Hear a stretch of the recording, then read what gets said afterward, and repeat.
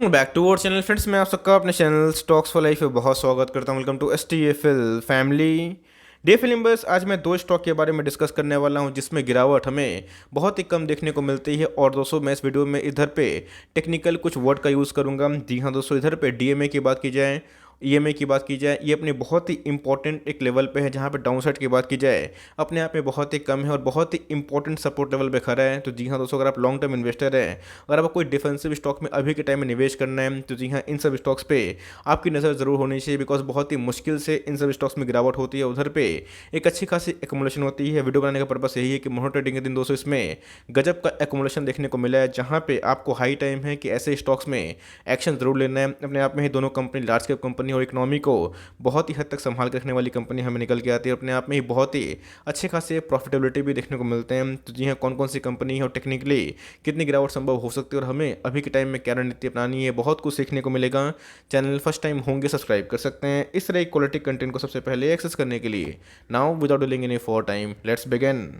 देख सकते हैं ये जो लाइन है पीली वाली, ये 50 दिनों का डीएमए हमें देखने को मिलता है। ये दोस्तों जो ब्लैक वाली लाइन है, आप देख सकते हैं कि इधर पे हमें 200 दिनों का डीएमए देखने को मिल रहा है, जो डेली जो मूविंग एवरेज हमें देखने को मिलता है। तो जी हाँ दोस्तों, मार्केट में जो अच्छे जानकार हैं वो बहुत ज़्यादा इसका यूज़ करते हैं। ऐसे तो मार्केट में बहुत सारे इंडिकेटर्स है जहाँ पे आप आराम से कोई भी स्टॉक का जो सपोर्ट लेवल है, रेजिस्टेंस है, उसको आराम से आप ज्ञात कर सकते हैं। बट मेरे हिसाब से डीएमए और ईएमए अपने आप में ही बहुत ही अच्छा इंडिकेटर है। जहाँ पे 200 दिनों का डीएमए के आसपास कोई स्टॉक आता है तो उधर पे एक्मुलेशन का काम देखने को मिलता है। तो जी हाँ दोस्तों, एक हेवीवेट कंपनी है जो अपने एकदम सपोर्ट लेवल के आसपास देखने को मिल रहा है। मुझे डाउनसाइड ना के बराबर दिखाई पड़ता है। उसमें लॉन्ग टर्म में ऐसा नहीं है कि आपको बहुत ही स्मॉल कैप की तरह रिटर्न बना कर देगा, बट यस बहुत ही कंसिस्टेंट रहेगा। और एमओएस का लेवल पे एक बार आता है तो गैस मुझे लगता है कि इधर पे आपकी बहुत ही अच्छी लाइक जो प्रॉफिट की संभावना है वो बढ़ जाती है।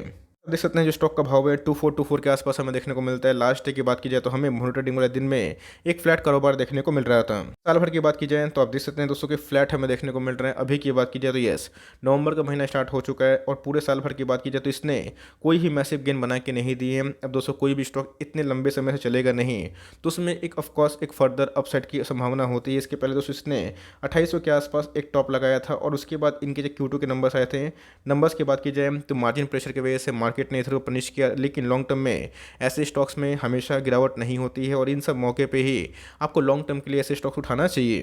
देख सकते हैं जब से इनकी लिस्टिंग हुई है अपने आप में बहुत ही कंसिस्टेंट एक लाइक स्टॉक देखने को मिलता है। इन सब स्टॉक्स में आपको बहुत ज़्यादा गिरावट देखने को नहीं मिलेगी। लेकिन यस, अगर इन सब स्टॉक्स को अगर आप सपोर्ट जोन पे खरीदते हैं तो आपको ऐसे दोस्तों 10-15% के आसपास मुनाफा हो जाता है। याद रखिएगा दोस्तों, मार्केट में अगर आप कोई स्टॉक में शॉर्ट टर्म में 15-20% का मुनाफा होता है, अपने आप में ही बहुत ही ज़्यादा होता है। बिकॉज बैंक में हम लोगों को 6% से ज़्यादा पैसा नहीं बनता है।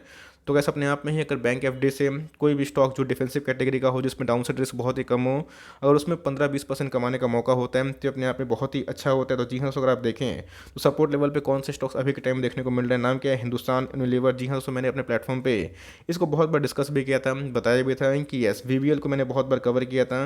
जो एफएमसीजी की बात की जाए जुबलियन फूडवर्क्स की बात की जाए, टीसीपी की, और मैंने यही बताया था कि ऑफकोर्स इन सब में ज़्यादा आपको रिवॉर्ड मिल सकता है, लेकिन उसी हिसाब से गिरता भी है एक एक दिन में। वीबीएल की बात की जाए या फिर कोई भी अच्छे स्टॉक्स की बात की जाए तो उन सब में 5-6% गिरावट संभव होती है। बट इन सब गिरावट मतलब इन सब में बहुत ही कम गिरावट हमें देखने को मिलती है। तो ये सब बहुत डिफेंसिव कैटेगरी स्टॉक है। और इधर पे अगर आप देखें टॉप पे जाने के बाद इसमें एक अच्छी खासी करेक्शन देखने को मिल चुकी है।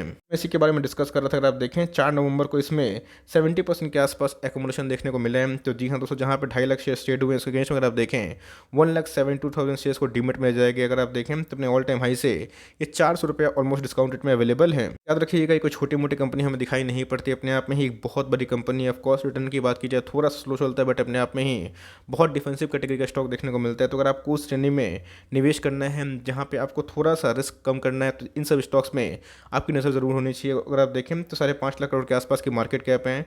स्टॉक अगर आप देखें तो अपने ऑल टाइम हाई से अच्छे खासे डिस्काउंट रेट में अवेलेबल है। स्टॉक अगर आप पी देखें 68 के आसपास है, जो अपने आप में ही ठीक ठाक है।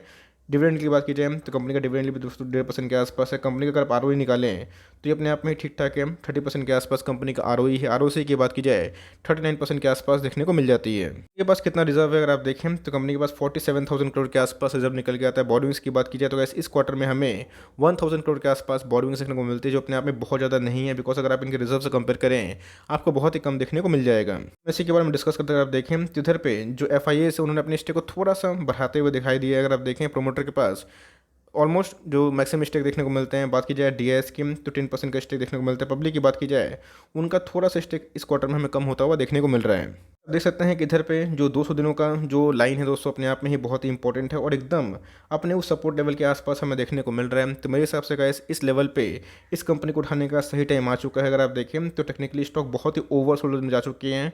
30 का RSI जो अपने आप में बहुत ही वीक हमें देखने को मिलता है। मुझे लगता है कि इधर पे ज़्यादा डाउनसाइड पॉसिबल नहीं है, लेकिन दोस्तों अगर मार्केट में थोड़ी गिरावट होती है, मार्केट हमेशा अनप्रेसिडेंटेड है 2250 के आसपास, दोस्तों इधर पे हमें सुपर एमओस निकल के आता है। इस लेवल पर अगर आप निवेश करते हैं तो मेक श्योर अगर थोड़ी सी गिरावट होती है जो कि होनी नहीं चाहिए, तो इधर पे आपके लिए पैसे होने चाहिए। और इन सब स्टॉक्स को अगर आप इन सब जोन में खरीदते हैं तो मेरे हिसाब से गाइस ये सब बहुत डिफेंसिव कैटेगरी का स्टॉक है और इन सब में आपको लाइक जो गिरावट की संभावना है बहुत ही कम होती है। मुझे लगता है कि बहुत ही क्विक टाइम में ये आपको 10% पैसे बना कर दे सकता है और बहुत गुड केस की बात की जाए तो 15% के आसपास भी गुंजाइश है।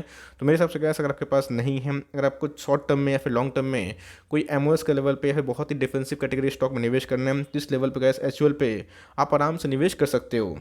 दूसरा स्टॉक अगर आप देखें तो इसका जो भाव है हमें 3500 के आसपास देखने को मिल रहा था और लास्ट डे की बात की जाए जब मोहर ट्रेडिंग था तो इसमें एक फ्लैट कारोबार देखने को मिल रहा था। पूरे साल भर की बात की जाए तो एचयूएल की तरह ऐसा नहीं है कि इसने पैसे नहीं बना के दिए, इसने 19% के आसपास पैसे बना के दिए। लेकिन अगर आप देखें तो अपने टॉप से एक अच्छी खासी करेक्शन देखने को मिल चुकी है। जी हाँ, टॉप की बात की जाए तो ऑलमोस्ट इसने 4000 का टॉप लगाया था और उसके बाद हमें 500 पॉइंट के आसपास करेक्शन देखने को मिल चुकी है। अब देखें तो लास्ट 5 ईयर्स की चार्ट की पैटर्न की तो जी हाँ, इसमें बहुत ही बड़ी गिरावट हमें देखने को नहीं मिलती और इन सब डिप पे अगर आप इन सब स्टॉक्स को निवेश करते हैं तो जी हाँ, तो इधर पे एक सुपर मौका देखने को मिल सकता है। स्टॉक का नाम क्या है? TCS, जो अपने आप में बहुत ही बड़ी कंपनी है। और पता है कि TCS की बात की जाए तो बहुत बड़ा जॉब रिक्रूटर भी है और इधर पे मैंने बहुत बार बताया भी है कि IT की बात की जाए या फिर FMCG की बात की जाए जो टॉप क्लास कंपनी है उनमें अगर आपको निवेश करना है तो उन सब में बहुत बड़ा सोच विचार की आवश्यकता नहीं होती है। लॉन्ग टर्म में अगर आप इसको होल्ड करते हैं आपके पैसे ऑफ कोर्स बनते हैं। तो जी हाँ, इसके पहले दोस्तों बहुत जन जो अभी के टाइम में TCS से परेशान है कि इसमें गिरावट क्यों हो रही है। दोस्तों इधर पे हम लोग ने जब इधर पे निवेश किया था तो इसने बहुत परेशान किया था और उसके बाद हमें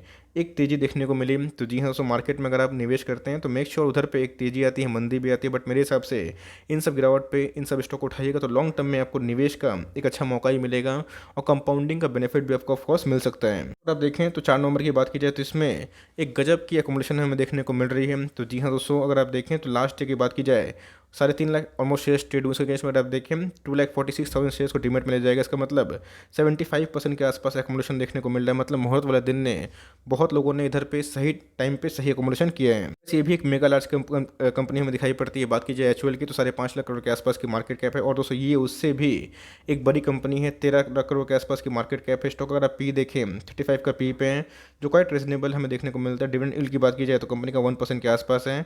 ROC की बात की जाए, ROE की बात की जाए तो आप देख सकते हैं कि हमें 13% के आसपास देखने को मिलता है जो अपने आप में बहुत ही एक्सेप्शनल देखने को मिल जाता है। देखें तो इनके पास रिजर्व है ऑलमोस्ट 1 लाख करोड़ के आसपास हमें निकल के आती है। बात की जाए बोरोइंग्स की तो 8000 करोड़ के आसपास है जो अपने आप में ही अगर इनके रिजर्व से कंपेयर करें तो बहुत ही कम देखने को मिलता है। ऑफकोर्स थोड़े से ज़्यादा है, लेकिन अगर आप कंपनी का मार्केट कैप देखें, इनके वैल्यूएशंस निकालें, इनके रिजर्व देखें तो उस हिसाब से गाइस कंपनी आराम से इसको मैनेज कर सकती है। होल्डिंग के बाद डिस्कस करते हैं तो अगर आप देखें दोस्तों सितंबर क्वार्टर में प्रमोटर का जो स्टेक है एकदम कांस्टेंट देखने को मिल रहा है। बात की जाए FIAs की और DIS की, उनका स्टेक थोड़ा सा ट्रिम होता हुआ देखने को मिल रहा है। पब्लिक की बात की जाए तो उनका स्टेक माइनर सा थोड़ा बढ़ता हुआ दिखाई पड़ रहा है। इससे कंक्लूजन बिल्कुल भी मत निकालिएगा, बिकॉज मार्केट में होते हैं जब FIAs और DIS को लगता है कि प्रॉफिट बुक कर लेना है तो वो निकल जाते हैं और इसमें बहुत ऐसे DIS होते हैं जो टाइमली प्रॉफिट बुक करना पसंद करते हैं। बट लॉन्ग टर्म इन्वेस्टर्स को TCS को मत छोड़ें और इधर पे आपको निवेश करना है तब कॉस्ट कर सकते हैं। बॉटम की बात की जाए तो जी हाँ दोस्तों, मुझे अभी भी लगता है इसमें एक 3250 के आसपास एक बॉटम लगने की संभावना है। अब इधर पर जाएगा कि नहीं ये तो वक्त बताएगा, बट मेरे हिसाब से HUL और TCS एकदम बाइंग जोन पे है और गिरता है। इन सब स्टॉक में कभी भी 7 से 8% के आसपास 5% के आसपास करेक्शन आती है। इन सब स्टॉक्स को आपको जरूर बाई करना। अगर आप देखें तो RSI इंडेक्स बहुत ही ओवरसोल्ड जोन पे जा चुका है। मुझे लगता है कि फर्दर डाउनसाइड बहुत ही कम निकल के आता है। तो मेरे हिसाब से गाइस HUL और TCS इस भाव पे बहुत ही अच्छे हैं। अगर आपको निफ्टी 50 में कोई अच्छे दावेदारी पेश करनी है, ऑफकोर्स HDFC लाइफ की बात की जाए और ये बहुत सारे स्टॉक्स में भी अच्छी खासी वैल्यू है, बट इन सब में अगर आप निवेश करते हैं तो मुझे लगता है कि लॉस आपको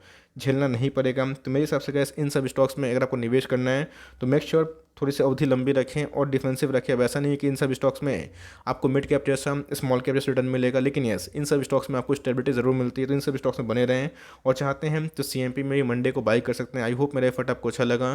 तो गैस इन दोनों स्टॉक्स में से कौन से स्टॉक्स में आपको निवेश करना है कमेंट बॉक्स में जरूर बताएं। तो गैस मिलते हैं जल्दी ही, तब तक के लिए bye. Thanks for listening friends, God bless you all.